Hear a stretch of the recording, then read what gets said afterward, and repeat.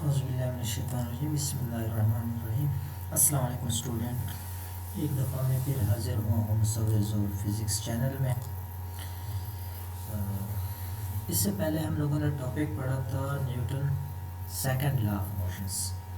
Newton second law of motion के बारे में थोड़ी यहाँ पर भी रिव्यू देना चाहते हैं कि Newton second law of equation में हम लोगों ने फोर्स पढ़ा था, एक्सेलरेशन पढ़ा था, हम लोगों ने मास भी पढ़ा था और साथ में ग्रेविटी और साथ में वेट का भी डिफरेंशिएट किया था और ग्रेविटी और मास और वेट का भी हम लोगों ने डिफरेंशिएट किया था। साथ में एक्सेलरेशन की कुछ प्रॉब्लम भी किए थे, फिर फोर्स के कुछ प्रॉब्लम किए थे हम लोगों ने। मुझे उम्मीद है कि आप लोगों को समझ में आया होगा Newton second law of motions. यहाँ पर भी हमारे पास Newton third law of motion है। यहाँ पर भी हमारे पास मोशन का वर्ड है। इट मीन्स कि हम लोगों ने तीनों लॉ में सिर्फ मोशन को ही डिस्कस करना है डिफरेंट एंगल से। तो हमारा जो आज का टॉपिक है वो है Newton third law of motion. Newton third law of motion के बारे में मैं थोड़ी सी बात करना चाहता हूँ स्लाइड में जाने से पहले कि न्यूटन थर्ड लॉ में हम लोग हमेशा एक ही चीज़, वहाँ पर हम लोग जब बात करते थे न्यूटन फर्स्ट और सेकंड लॉ में, हम लोग हमेशा एक सिंगल पार्टिकल के बारे में बात करते थे, लेकिन यहाँ पर हम लोगों ने दो ऑब्जेक्ट के बारे में बात करनी है। Newton third law of motion में हम लोगों ने यहाँ पर दो ऑब्जेक्ट लेने हैं, उनके बारे में बात की। वहाँ पर हम लोग सिंगल पार्टिकल की भी बात कर रहे थे, उससे भी ज़्यादा पार्टिकल्स की बात कर रहे थे, लेकिन यहाँ पर हम लोगों ने वहाँ पर हम लोगों ने सिर्फ और सिर्फ सिंगल पार्टिकल की बात की। यहाँ पर हम लोगों ने Newton third law of motion में यहाँ पर दो ऑब्जेक्ट का ज़रूर होना चाहिए ताकि हमारे पास एक्शन एंड रिएक्शन होनी चाहिए। एक्शन एंड रिएक्शन की मैं सिंपली आपको एक एग्जांपल देना चाहता हूँ कि मतलब हम लोग हमेशा ज़मीन पर चलते हैं, तो हम लोगों ने कभी सोचा नहीं होता है कि हम लोग ज़मीन पे चल रहे हैं, तो हम लोग एक्शन कर रहे हैं ज़मीन पर, और ज़मीन हमारा क्या करता है, वो हम पे रिएक्शन करते हैं, हम लोग आगे बढ़ते हैं। ये हमारे पास क्या एक्शन एंड रिएक्शन है कि हम लोग ज़मीन पर फोर्स लगाते हैं, वो हमारा एक्शन है, और रिएक्शन में हम लोग आगे जाते हैं। तो ये हमारे पास क्या है, Newton third law of motion है। हमारी जो बहुत सारी एग्जांपल है Newton third law of motions की, हम लोग क्रिकेट बॉल करते हैं तो हम लोग क्या करते हैं, दीवार पर बॉल को मारते हैं तो हमारे हाथों में आता है। जितने हम लोग ज़ोर से मारते हैं वो हमसे तेज़ आता है हमारे पास, जितना स्लो मारते हैं वो हमारे पास स्लो आता है हमारे हाथों में। तो वो हमारे पास क्या Newton third law of motion है। और साथ में एक और भी एग्जांपल, हम लोग फुटबॉल को किक मार रहे हैं, एक्शन भी कर रहे हैं और साथ में रिएक्शन में हमें धक्का भी मिल रहा है, मतलब तो ये हमारे पास क्या है, Newton third law of motion है हमारे पास। अब हम जाते हैं स्लाइड की तरफ स्टूडेंट कि Newton third law of motion हमारे पास क्या चीज़ है, क्या क्या होती है, उसकी एग्जांपल भी हम लोग मुख्तलिफ एंगल से बयान करेंगे कि Newton third law of motion क्या चीज़ है हमारे पास। यहाँ पर हम लोगों ने पहले भी एक वर्ड यूज़ किया था Newton third law of motion में, एक्शन एंड रिएक्शन स्टूडेंट हम लोगों ने यूज़ किया था। तो Newton first two laws of motion explain how the motion of a single object change. Newton की जो पहली लॉज है दो, वो हमारे पास एक सिंगल ऑब्जेक्ट की मोशन को डिस्क्राइब करती है कि कैसे चेंज होती है, उसकी motion of the single object change कैसे होती है, उसको एक्सप्लेन करती है पहली और दूसरी लॉ। स्टूडेंट यहाँ पर हमारे पास इस तरह नहीं है कि हम सिंगल ऑब्जेक्ट को लेते हैं।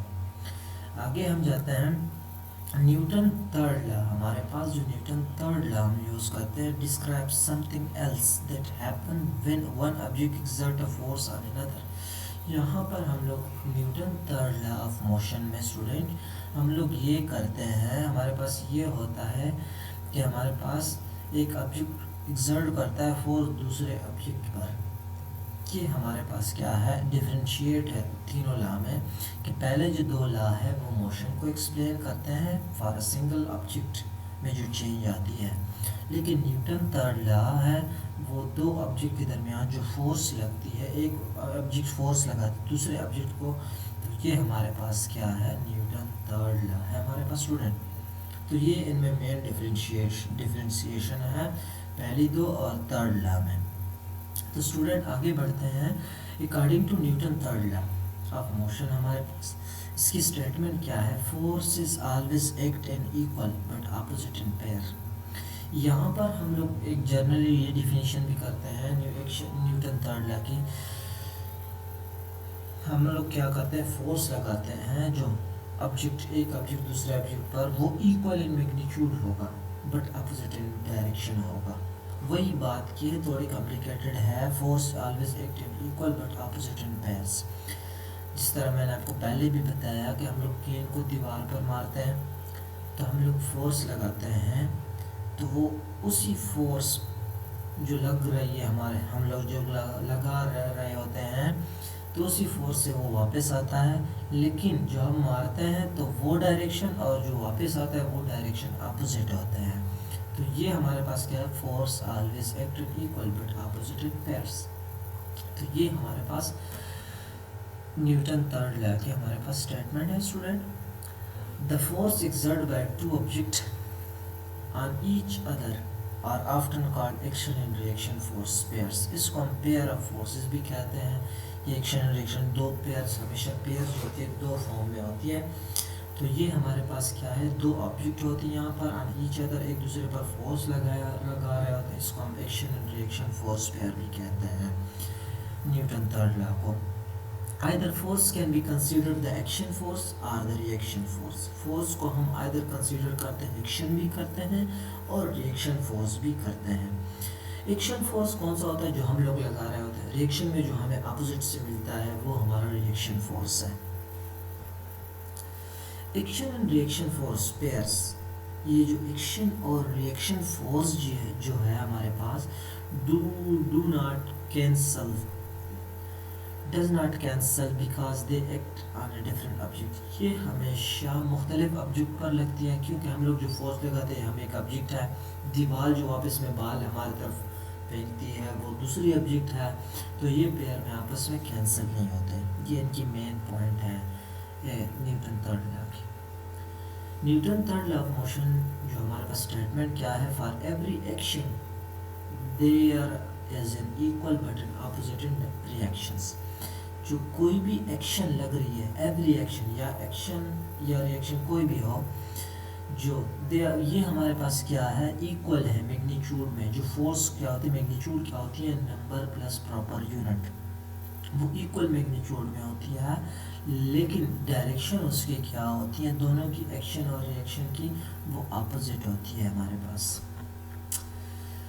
दिस मीन्स दैट, इसका मतलब ये हुआ that when you push on A ball, अगर हम पुश कर रहे हैं किसी बॉल को, the ball push back on you, वो हमें बॉल हमें क्या करता है, पुश बैक करता है with force equal in strength. जितना हम लोग दीवार पे फोर्स लगा रहे हैं, जितनी हमारे पास शिद्दत है, स्ट्रेंथ है, मजबूती है, हमारे पास फोर्स की ताकत है, हमारे पास जितनी हम ताकत लगाते हैं दीवार पर, वो उतना हमें वापस में देता है। तो फोर्स यू आर एक्सर्टेड, उतना फोर्स हम लोग एक्सर्ट करते हैं। जिस तरह हम लोग सिंपल एग्जांपल देते हैं, अगर हम लोग चाहते हैं कि वाल को हम लोग मुक्का देना चाहते हैं, वाल को, दीवार को, तो मुक्का देते हैं। जितना फोर्स ज़्यादा दोगे उतनी आपको हाथ को दर्द ज़्यादा होगा, जितना कम दोगे उतना कम होगा।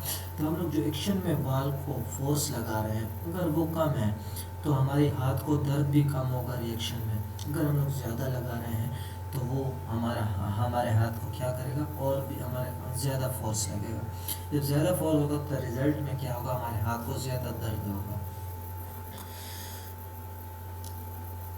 You constantly use action and reaction force pair as you move about।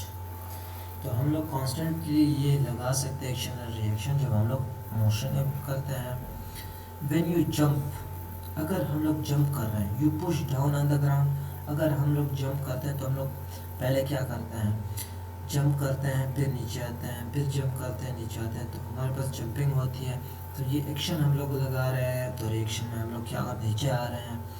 The ground, अब ये देखो, ये जो लड़की आपको नज़र आ रही है वो एक्शन करती है और रिएक्शन में नीचे ग्रेविटी उनकी तरफ खींचती है। The ground then push up on you, ground हमें पुश करती है।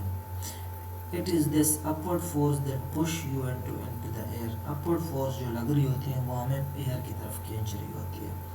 तो जितना हम लोग ग्राउंड के ऊपर ज़्यादा फोर्स लगाएंगे उतने हमें ऊंचा उड़ेंगे, ऊंची हमें पुशअप मिलेगी। हम लोग ग्राउंड से उतनी ऊंची फोर्स है, ऊंची फोर्स, जितना हम लोग ज़्यादा फोर्स लगाएंगे नीचे की तरफ तो उतनी ऊपर की तरफ फोर्स लगेगी। तो ये हमारे पास क्या student, action and reaction forces है। अगर एक दूसरी एग्जांपल ये है, when the rocket fuel is ignited hot gases is produce. अगर हम लोग रॉकेट के फ्यूल को ले लें, डायग्राम में आप लोग देख रहे हैं, is the gas molecule collide with inside. जितने भी रॉकेट के अंदर गैस मॉलिक्यूल है इनसाइड है, वो कोलाइड करते हैं इंजन वाल के साथ, collide with inside the engine wall, engine wall के साथ कोलाइड करते हैं। द वॉल एक्सर्ट फोर्स, और वॉल उसके अपोजिट में फोर्स एक्सर्ट करता है। जब फोर्स एक्सर्ट करता है, then push them out of the bottom of the engine. तो इसी बिना पर जो एक्शन हो रही है यहाँ पर, और रिएक्शन में हमें वाल दे रहा है, तो वो जितना पुश कर रही है, जितना फोर्स कर रही है, वो उस इंजन के थ्रू बाहर निकल रही है। ये जो इंजन हमारे पास कंपार्टमेंट है, ये गैस पार्टिकल्स है हमारे पास, तो ये क्या है, एक्शन एंड रिएक्शन है। This downward push is the action force, the reaction force is upward push on the rocket engine by the gas molecule. Gas molecule हमारे पास क्या कर, अपवर्ड जो पुश अप करती हैं। This is the thrust that propels the rocket upward. इस thrust की वजह से हमारे पास रॉकेट आगे की तरफ जाता है, हमारे पास पीछे हमारे पास गैस मॉलिक्यूल बाहर जाते हैं, और इसी बिना पर एक्शन में हमारे पास ये आगे की तरफ जाता है हमारे पास रॉकेट। तो ये हमारे पास क्या था स्टूडेंट, एक्शन एंड रिएक्शन थी हमारे पास। मुझे उम्मीद है कि आप लोगों को न्यूटन थर्ड लॉ की समझ आई होगी। ये आसानी से बात है, एक्शन एंड रिएक्शन क्या होती है। मैंने मुख्तलिफ सारे एग्जांपल भी आप लोगों को दी, और मुझे इंशाल्लाह पूरा उम्मीद है कि आपको पूरा समझ में आया होगा। इंशाल्लाह हमारा जो नेक्स्ट टॉपिक होगा, मैंने अभी डिसाइड नहीं किया स्टूडेंट, वो मैं देखता हूँ कि हम लोग क्या पढ़ेंगे इंशाल्लाह नेक्स्ट।